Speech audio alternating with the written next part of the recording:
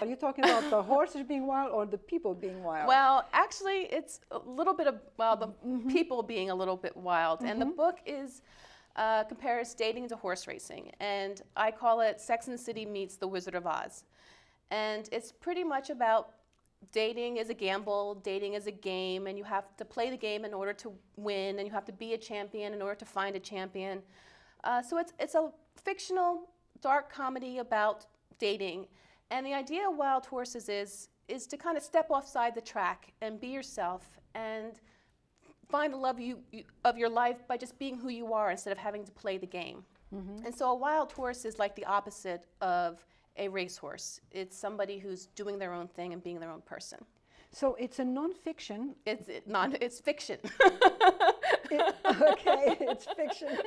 Because when I read, I'm like, there's a lot of here that it's real stuff. It's real issues and it's real things that people go through when they're dating that they may not be thinking about. But when you read the book, and it's a fictional story, it's basically a dream sequence, most of the book. But when you read it, you pick up a lot of things about dating and maybe some of the mistakes that you're making or some of the things that you see your friends going through. And it just gives you a lot of dating advice, you know, things you would not think about as you're dating or looking for a mate. So would you recommend this to people that are dating? Readers that are on the dating game? Probably who are dating, who are single, who maybe, probably the person who would get the most out of it is that single person who's given up. Like, I can't find who I want to be with, or given up on love and think that there's no hope for them. And I think that's the person to read this. And I think that was my inspiration. Okay. Good. Have you ever owned a horse? I mean, how did you know so much about horses? Actually, when I was younger, right out of college, and it started with my fashion career, I worked for a man who designed product for racetracks. And I got to go to the Belmont Stakes, I got to go to the Preakness, I got to spend a week at Saratoga and be around the racetrack or horse racing environment. So I got to learn a lot about horse racing from just being there, being at the track, and actually spend some time at the backside here at Portland Meadows and just got a whole feel for the horse racing sport and learned a little bit about gambling and betting. And so it was kind of like a lifelong thing that I kind of associated with one time, yeah. So Janey O'Neil, the character in this book, is it a little bit you? There are parts of it that are me. It's probably a big part of it is me. But I think I'm a little bit of every character.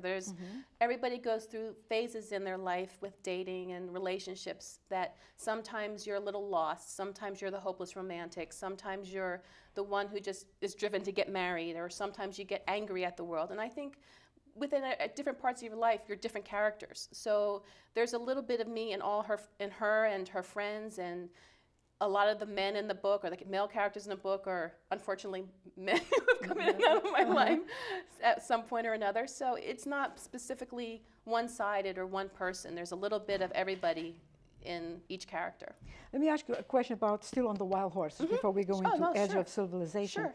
What is handicapping? Because handicap is handicapped, right? Handicapping is pretty much learning. I'm not really an expert or know the exact definition, but handicapping is knowing like the tools to pick a winner, or knowing tricks to understand the race. And so a handicapper for horse racing will look at, a horse's pedigree or the horse's speed, or look at their race history and look at all the aspects of the horse before they make a gamble.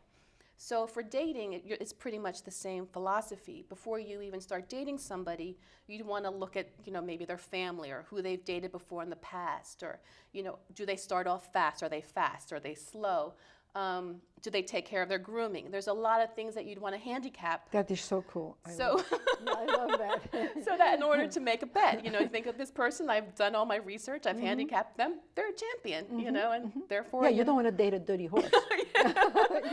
or a loser. Or a loser, yeah, that's it.